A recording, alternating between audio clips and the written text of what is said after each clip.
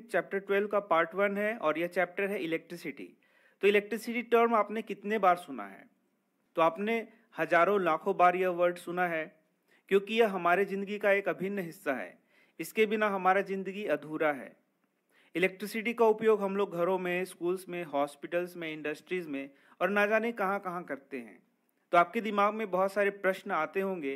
What constitutes electricity, how does it flow in an electric circuit, एक electric circuit में यह कैसे flow होता है, what are the factors that control और regulate the current through an electric circuit, वे कौन कौन से फैक्टर हैं जो कि करंट फ्लो को प्रभावित करते हैं। किसी इलेक्ट्रिक सर्किट में जो करंट फ्लो कर रहा है उसको कौन कौन से फैक्टर्स कंट्रोल करते हैं। तो ऐसे बहुत सारे प्रश्न हैं जो कि आपके दिमाग में आते होंगे।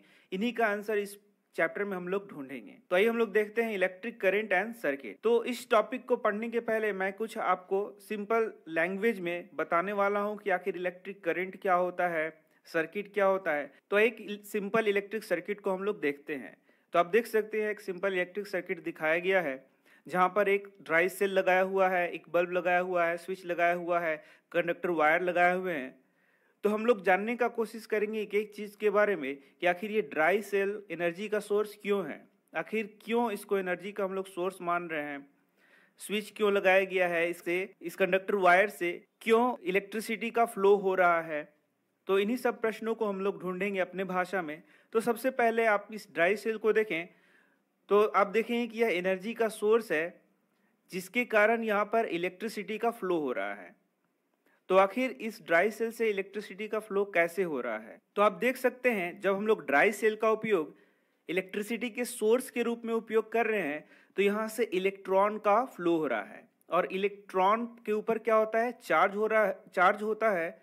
तो आप देख सकते हैं यहाँ चार्ज का फ्लो होता है। तो आप देखेंगे कि इस ड्राई सेल के द्वारा इलेक्ट्रॉन्स का फ्लो कराया जाता है। तो यहां से एक प्रश्न आया कि ड्राई सेल का उपयोग करने पे यहाँ इलेक्ट्रिसिटी का प्रोडक्शन कैसे हुआ। तो ड्राई सेल का उपयोग करने पर आप यहाँ देख सकते हैं कि ड्राई सेल का जब हम लोग उपयोग करते हैं तो इसके द्वारा इलेक्ट्रॉन्स को फ्लो कराया जाता है। इसका मतलब है कि जब आप ड्राई सेल का उपयोग करेंगे तो इससे इलेक्ट्रॉन का फ्लो होगा, और इलेक्ट्रॉन के ऊपर जो चार्ज है उसका क्या होगा, फ्लो होगा, और इस प्रकार से इलेक्ट्रिसिटी का क्या होगा, यहाँ पर फ्लो होगा।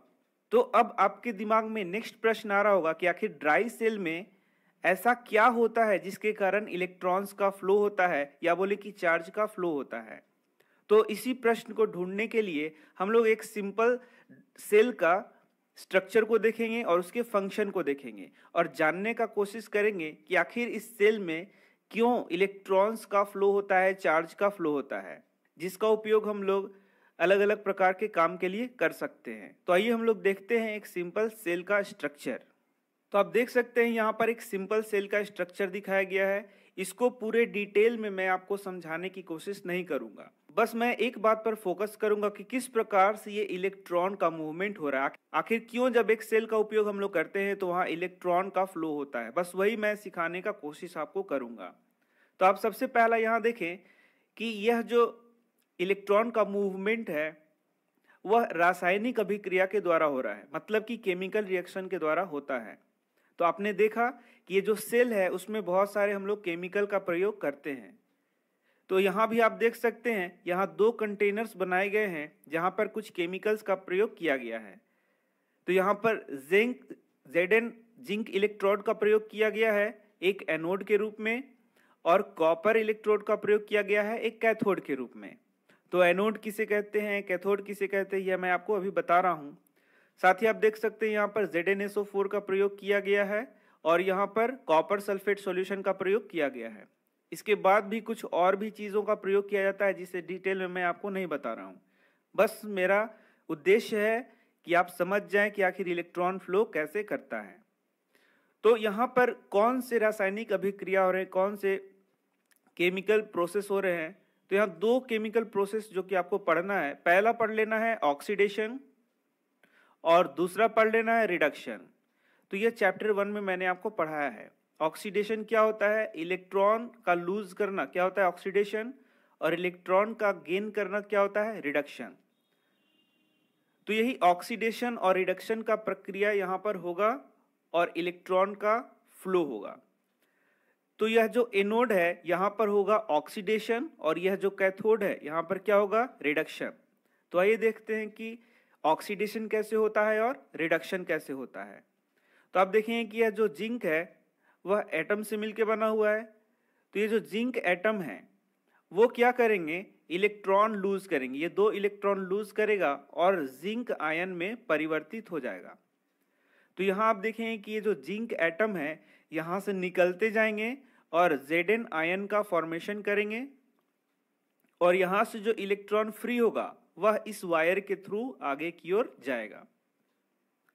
तो यहाँ आप देख सकते हैं कि यहाँ कौन सा प्रोसेस हुआ, तो यहाँ ऑक्सीडेशन का प्रोसेस हुआ क्योंकि यहाँ इलेक्ट्रॉन लूज कर रहा है। अब यह जो इलेक्ट्रॉन गया यह आगे की ओर बढ़ेगा और यही फिर आप देख सकते हैं इस प्रकार से इलेक्ट्रॉन का क्या हो गया, मूवमेंट होना शुरू हो जाएगा। यह इलेक्ट्रॉन आगे की ओर फ्लो करेगा और यहाँ पर बल्ब या यदि हमने बल्ब लगाया तो ये ग्लो करेगा। उसके बाद वापस ये इलेक्ट्रॉन इस साइड में आएगा और यहाँ पर क्या होता है थोड़ा सा मैं बता देता हूँ। ये जो कॉपर सल्फेट है वह कॉपर आयन में टूट जाएगा आपका।